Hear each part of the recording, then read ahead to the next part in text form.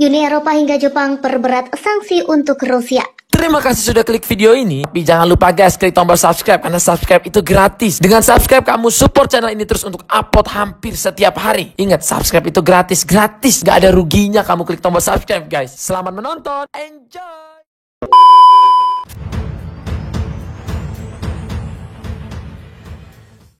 Jepang pada Selasa bergabung dengan Amerika Serikat dan sekutu lainnya dalam menjatuhkan sanksi tambahan terhadap Rusia, termasuk membekukan aset milik pemimpin dan 3 lembaga keuangan negara itu.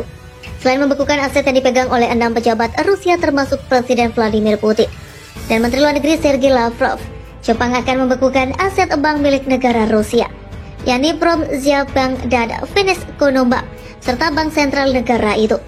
Jepang juga akan melarang ekspor ke 49 entitas Rusia sebagai bagian dari sanksi, kata pemerintah Jepang dalam sebuah pernyataan. Kami telah sepakat tentang perlunya mengambil sanksi yang kuat terhadap Rusia, kata Perdana Menteri Jepang Fumio Kishida pada Selasa setelah pertemuan daring dengan para pemimpin barat termasuk Presiden AS Joe Biden. Amerika Serikat pada Senin memberlakukan sanksi terhadap bank sentral Rusia dan sumber kekayaan lain milik negara itu.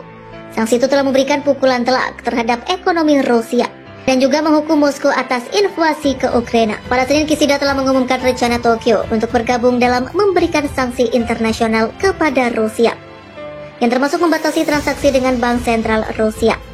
Rusia memiliki cadangan devisa senilai 585,3 miliar US dollar pada tahun lalu, di mana 5,7% diantaranya dalam mata uang yen. Menurut data bank sentral negara itu sebelumnya, Uni Eropa juga mengatakan akan memperberat sanksi terhadap Rusia, membidik negara sekutunya Belarus dan mendanai pengadaan senjata bagi Ukraina untuk membantu melawan invasi Rusia.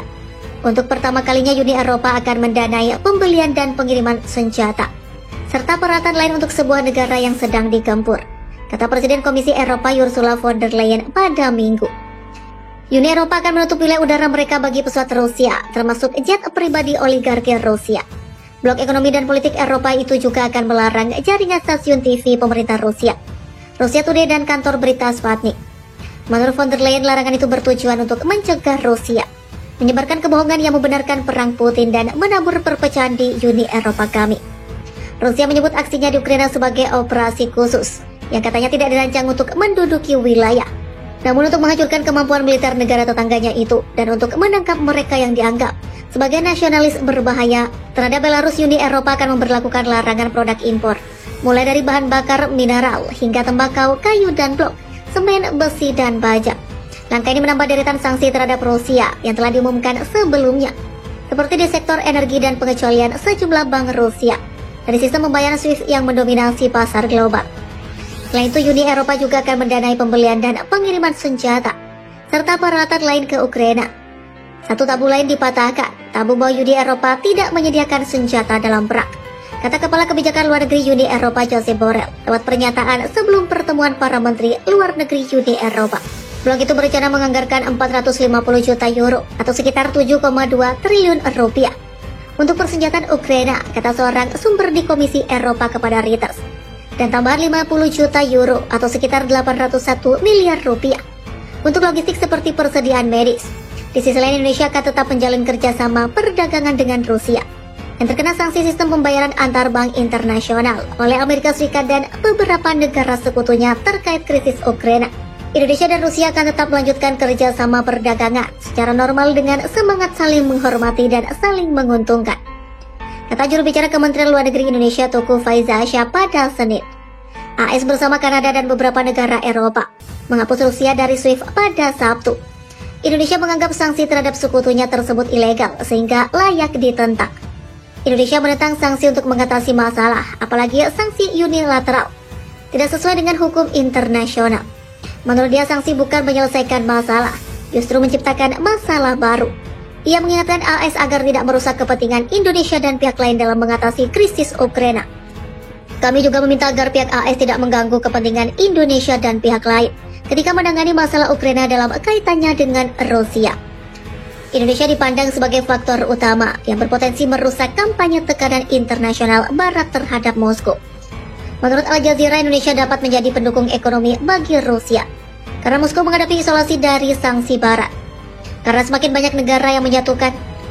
semakin banyak negara barat yang menjatuhkan sanksi terhadap Moskow, Indonesia telah muncul kembali sebagai pemain utama, berpotensi meminimalkan kerusakan ekonomi ke Rusia dan merusak kampanye tekanan barat. Pada bulan lalu, otoritas Bea Cukai Indonesia mengumumkan pencabutan pembatasan impor gandum Rusia yang menyumbang seperempat dari pasokan global. Perdana Menteri Australia pada bulan lalu menggambarkan langkah Indonesia ini sebagai tidak dapat diterima.